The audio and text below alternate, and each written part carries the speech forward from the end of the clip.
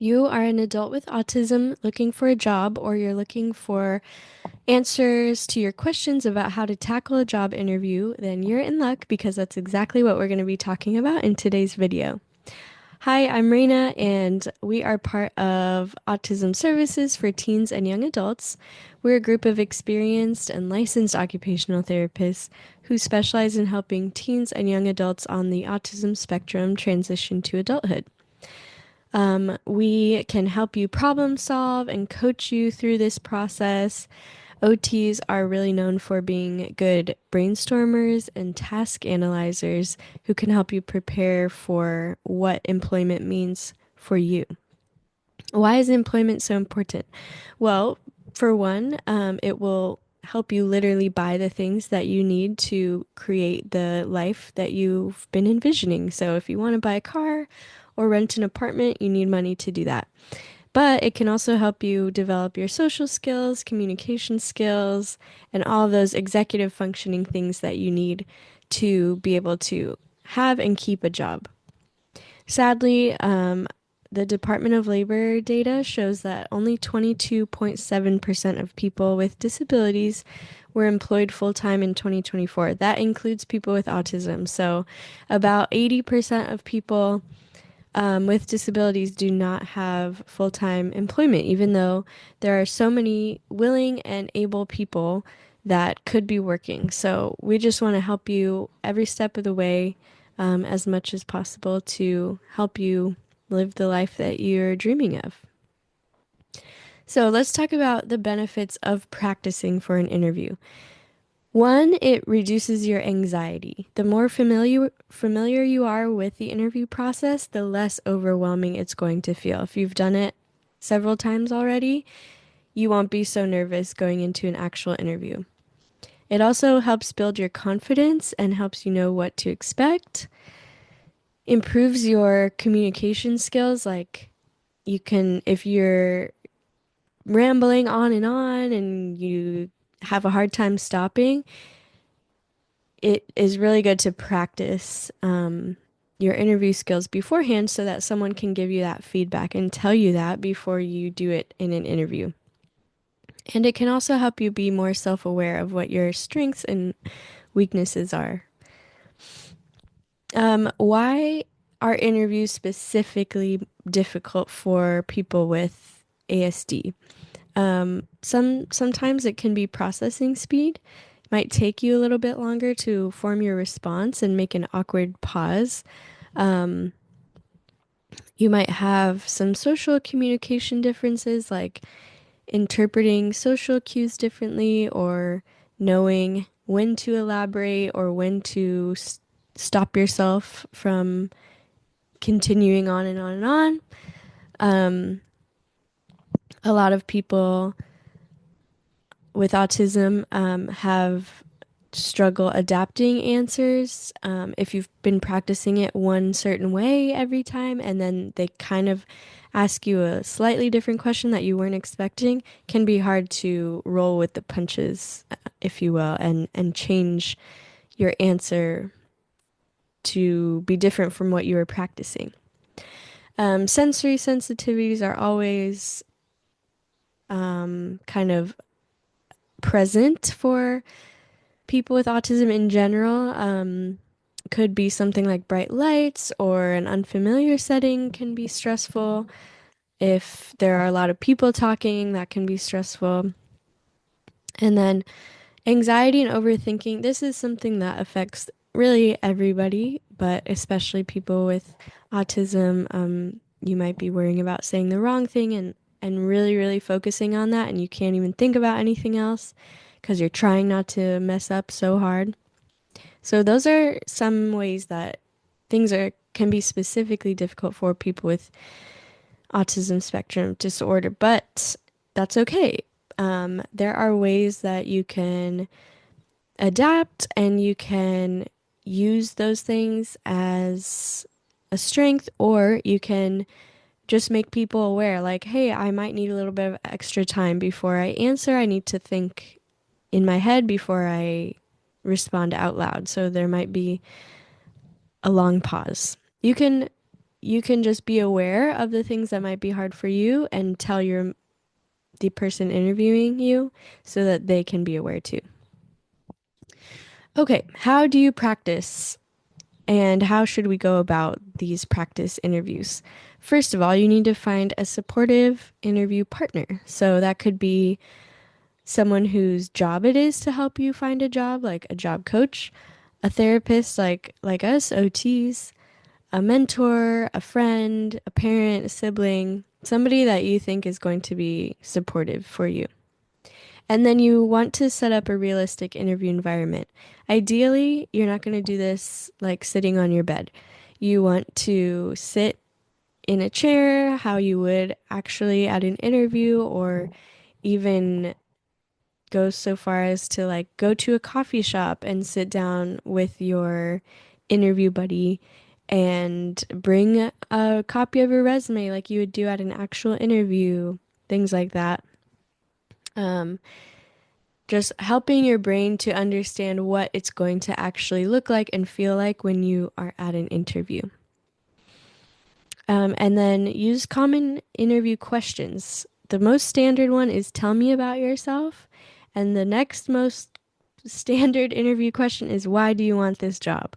So if you can practice and really nail those two things, you're going to be at a really good start because you're not going to be, oh my gosh, I didn't practice anything. I didn't know what to say. You're going to know exactly what to say when they ask you those things. And then you can practice some things that are more specific to the actual role that you're doing. You could even ask ChatGPT to make some questions up for you.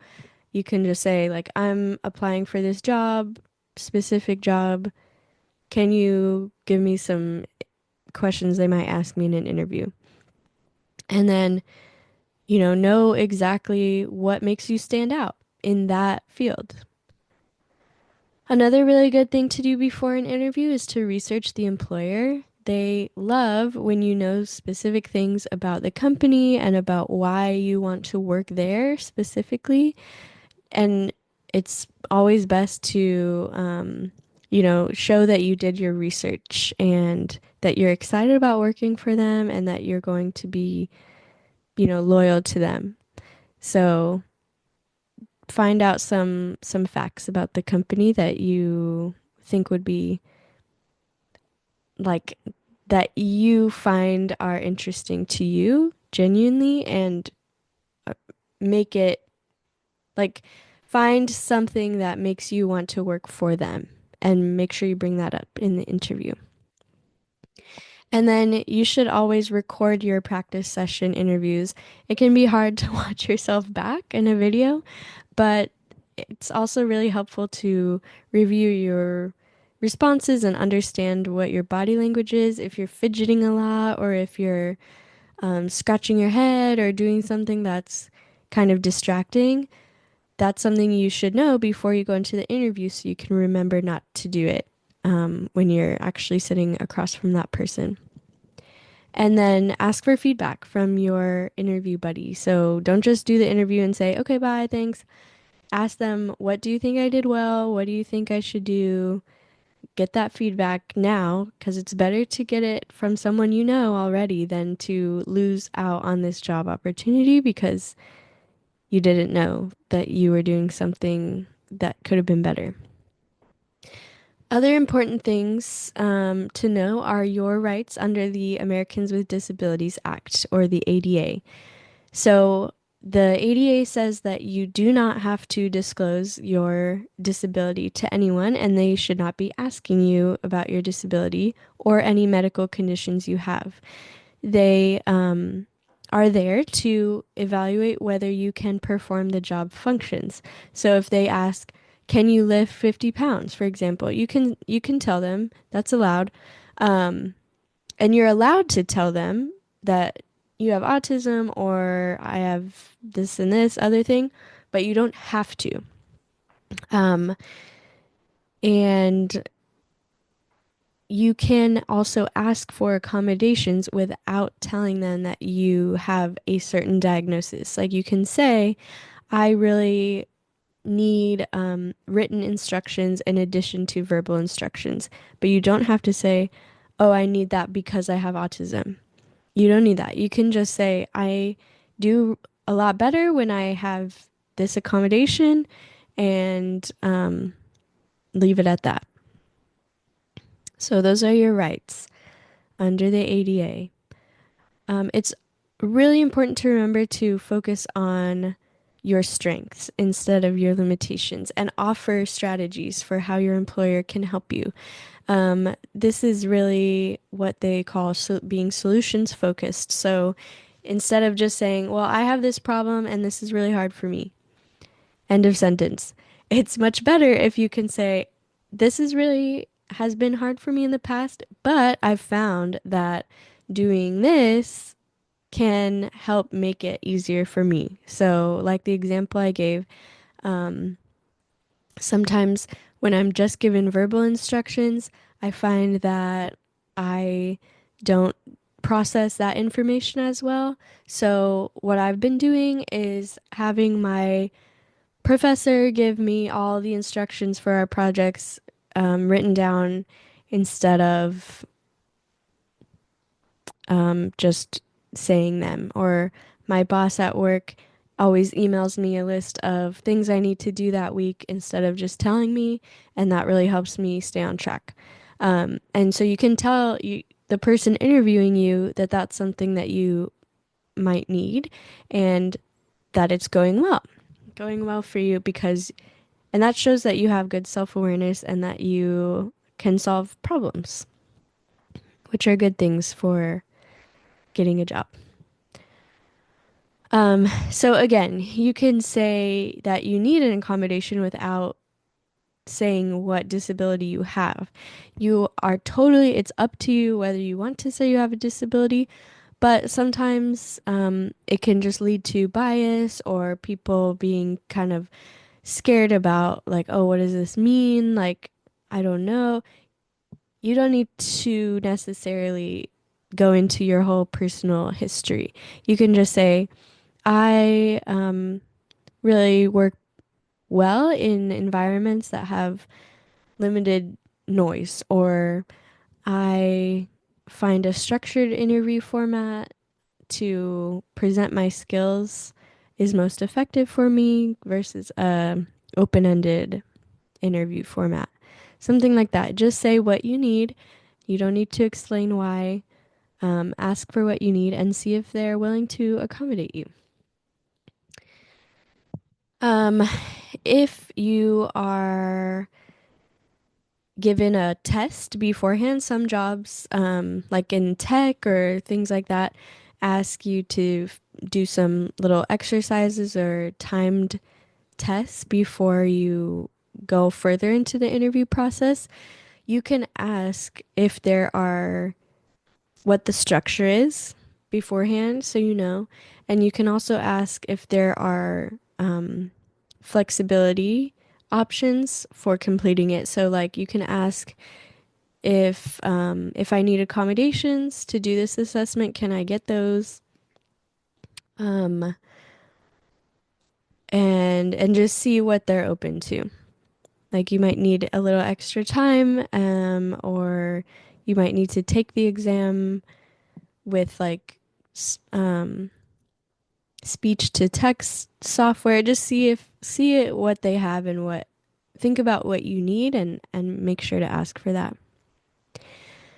If you struggle with direct eye contact or body language expectations, you can definitely bring that up and just tell them beforehand um, that, that might be difficult for you, or that you communicate best when XYZ. Like, um, sometimes need to get up and move my body to help me focus, something like that. Just making the other person aware of what you need can help them become more comfortable and help them get to know you better and know what works for you. And then there are many ways to make the actual interview itself more comfortable for you. So you can request predetermined questions, a structured interview format. You can request written communication of expectations in advance. And then you can also ask if they are open to doing a remote or recorded interview if that feels more comfortable for you. So just see what they're open to. They might not be able to accommodate everything, but it's good just to ask if you feel like it's going to help you. There are so many ways to practice interviews. Not just, sitting across the table from your friend or your mom, but you can also go to job fairs and networking events. That's such a good opportunity to talk to recruiters. The recruiters are trying to sell themselves to you. So it's really like low pressure. You're not trying to sell yourself, and you're going to learn more about the companies that you might want to work for. You can also go to career centers or programs that are specific to autism, and even like a lot of colleges have mock interviews and career centers. And then there are mentorship programs. One really big one is vocational rehab services through usually your state will have one. Or you can talk to job coaches. And then you can apply for low stakes positions. So just even if you apply for a job that you might not necessarily want, it's not your dream job, that's okay. You can still just try to apply for it and see if you get an interview. And that interview practice is really invaluable. It might not be a job that you're even going to take, and that's okay. You can just use it as practice for an interview for that dream job that you really want. So, we talked about a lot. In summary, it's important to practice interviews before you actually do them in order to reduce your anxiety and feel more confident going into the actual interview. Start small, practice a lot. You don't have to do a big, huge hour-long practice every time, even if you just do 10, 15 minutes, and just practice those two questions. Tell me about yourself and why do you want the job? I think that could be a really great place to start. And then you have at least those two answers ready to go. And then you can practice asking for the accommodations you need and really go through maybe with your family or people that know you really well and think about what accommodations might actually help you. If you have tried mock interviews, we want to know what strategies have worked for you, and please let us know in the comments down below. Thank you so much for watching. We really hope these tips help you, and we want you to like and share this video with anyone who you think it could help.